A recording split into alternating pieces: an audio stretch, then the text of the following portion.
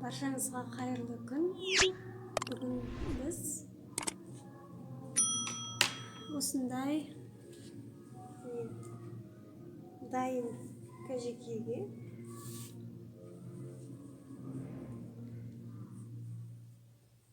оюды өз қолымызбен оңай түрде салып үйренетін боламыз.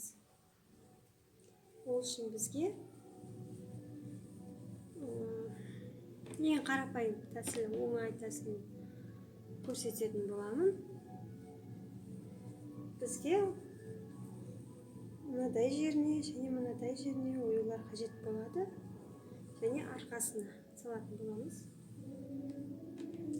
Ол үшін осы оюдың өздеріңізге ұнаған түрін салып алатын боласыздар. Болмаса интернеттен суретін алып, осылай қиып дайындап алуға болады.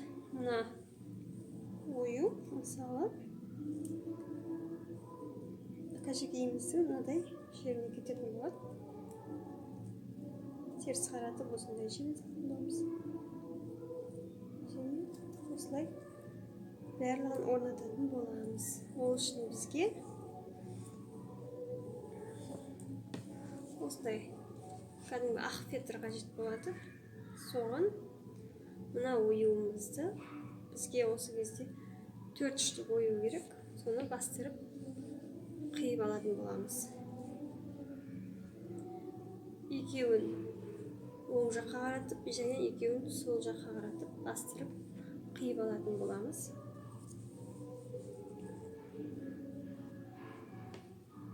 Қазір сіздерге түсінікті болу үшін жақыннан көрсететін боламын.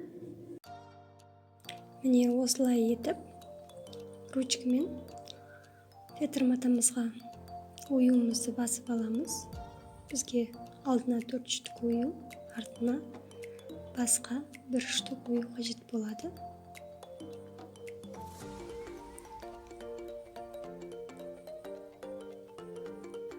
Осыны бастырып қиып аламыз. Ручкаға басылған жерін астына жіберетін боламыз.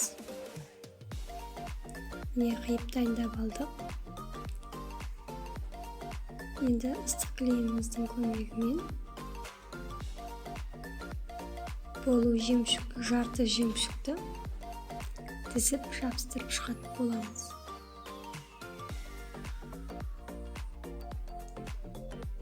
Жабыстырған уақытта кішкене жағып 3-4 моншақтан жабыстырыңыздар. Клейді ұзақ жағып қойып жабыстырсаңыздар, ол моншақтарыңыз көп ұзамай түсіп қалатын болады. Сол үшін аз-аздан 2-3-ден, 3-4-ден жабыстырып шығыңыздар. Осы қиған барлық оюымызды осылай моншақ дізіп, моншақпен қаптап алатын боламыз.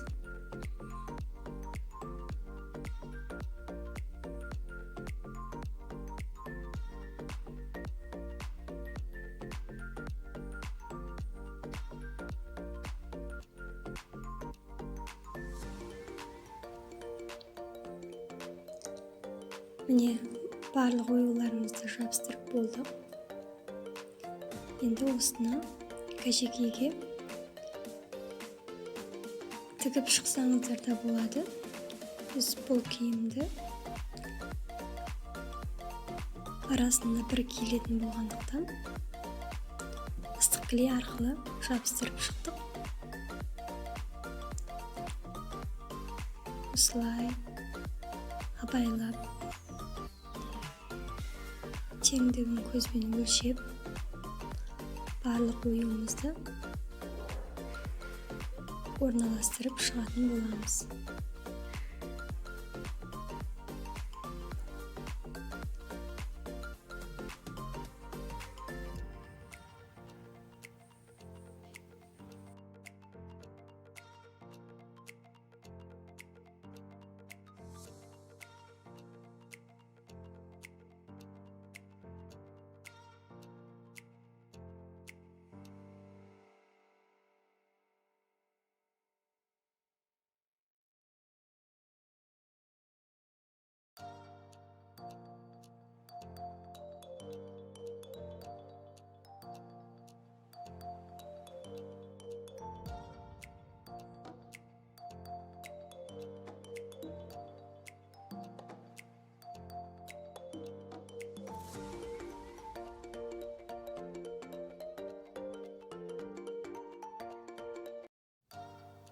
Міне алдының бәрін жабыстырып болдық.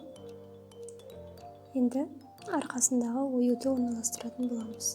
Оны да дәл жаңағыдай ыстық кілеммен ең алдымен қақ ортасын белгілеп алып, соны жабыстыратын боламыз.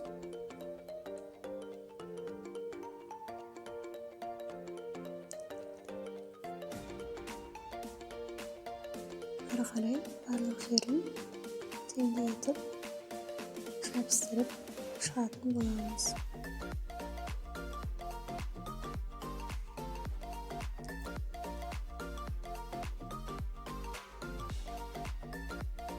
Өздеріңіз қалаған оюдың түрін, өздеріңізге ұнаған оюдың түрін қиып дайындап осылай жабыстырып алсаңыздар болады.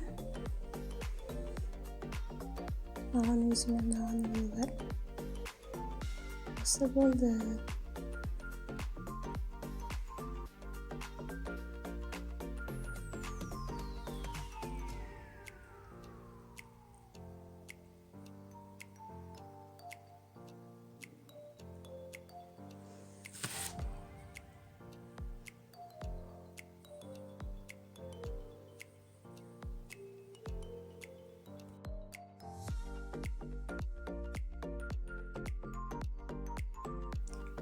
Енді алдына осындай перья салатын боламыз. Алдыңғы жағын өлшеп қиып алатын боламыз. Үстіңгі жағындағы лентасы өте жалпақ болғандықтан бірінші ыстық клей арқылы бір-біріне жіңішке етіп жабыстырып дайындап алдым. Бір-біріне осылай жабыстырып жіңішке қылып аламыз. Және кәжекейдің беліндегі сызығына осы перьяны орналастыратын боламыз. Бұны да қолмен тігіп шықсаңыздар болады. Арасында келетін бір сахналық киім болғандықтан және көп болғандықтан осылай уақыт алмай оңай әдіспен сәндеп шығып жатырмыз. Енді жеңдеріне нәзік көріну үшін әр жерден жемшік моншақтарын жабыстырып шығатын боламыз.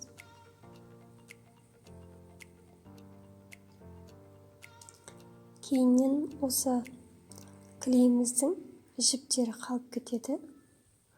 Соларды артынан тазалап шығатын боласыздар. Міне кәжекейімізді аяқтадық. Осындай жай матадан тігілген кәжекейді осы мен көрсеткен әдіспен осындай етіп сәндеп алуларыңызға болады.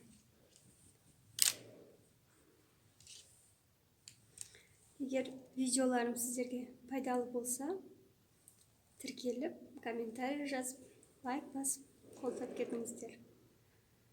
Назарларыңызға көп-көп рахмет.